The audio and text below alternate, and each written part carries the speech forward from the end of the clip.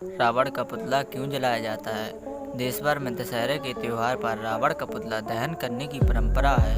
इस दिन भगवान श्री राम ने रावण पर विजय प्राप्त की थी। 9 दिन में नवरात्रि के 10वें दिन दशहरा मनाया जाता है और दशहरे के 21वें दिन पर दीपावली का त्योहार मनाया जाता है। अब अगर आपके मन में ये सवाल उठता है कि रावण का दहन क्यों किया जाता है, तो इसका जवाब हम आपके लिए लाए हैं। कहा जाता है कि रावण दहन से बुराई पर अच्छाई की जीत का उदाहरण मिलता है।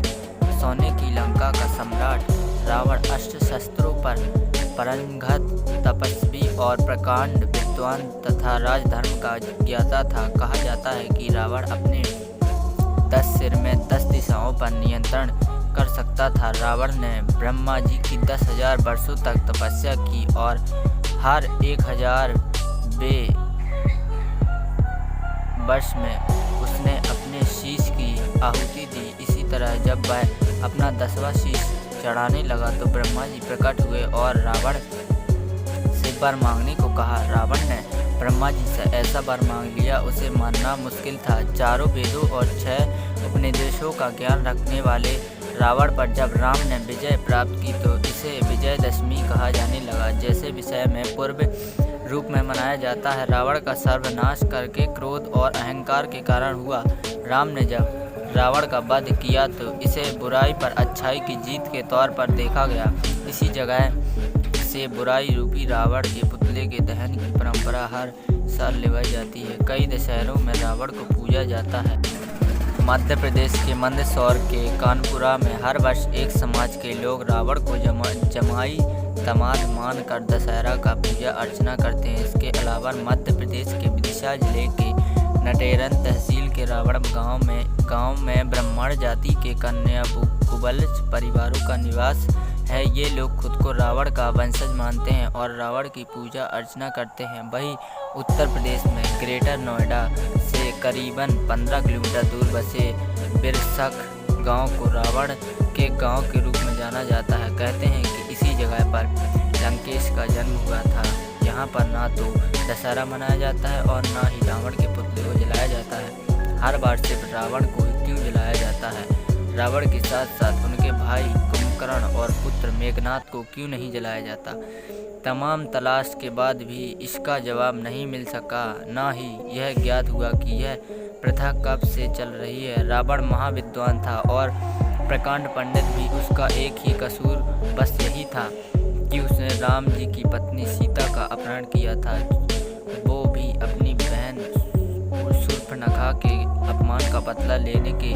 सीता के साथ दुराचार करने की कोई बात नहीं करनी आई, जबकि कंस ने किया कसूर अपनी बहन देवकी और बहनोई वासुदेव को जेल में डाल दिया और उनकी 7 नवजात संतानों को अपने हाथों से मार डाला था।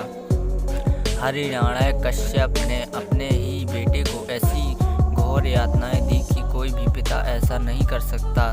रावण से ज़्यादा कंस और हिरण्यकश्यप कसूरवार थे। उन्होंने घोर पाप किए थे। अपने ही भांजों को अपनी ही तलवार से काट डाला। यह उनकी गर्दन दबोच देना, यह अपराध तो रावण के अपहरण के बहुत ज़्यादा घृणित हुए। इसे कंस के मारे जाने वाले दिन को क्यों नहीं मनाया जाता? कंस को क्यों नहीं जलाया जाता?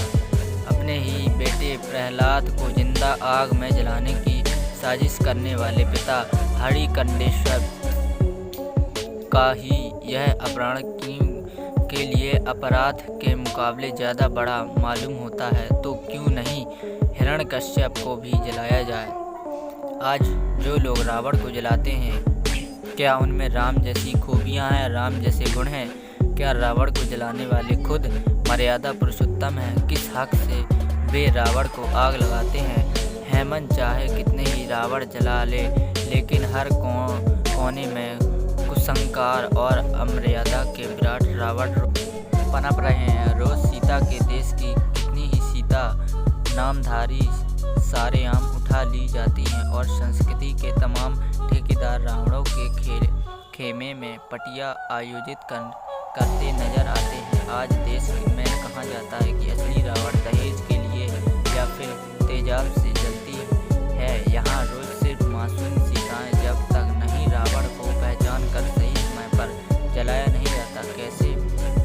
सार्थक होगा। शक्ति पूजा के 9 दिनों के बाद आया यह 10वां दिन, जिस पर माँ सीता की असम्यता जीती थी। भगवान राम की दृढ़ मर्यादा थी, कब जलेंगे इस देश में असली रावण और कब जीतेंगे हर सीता, कब तक जलेगी रावण की नकली पुतले, कब बंद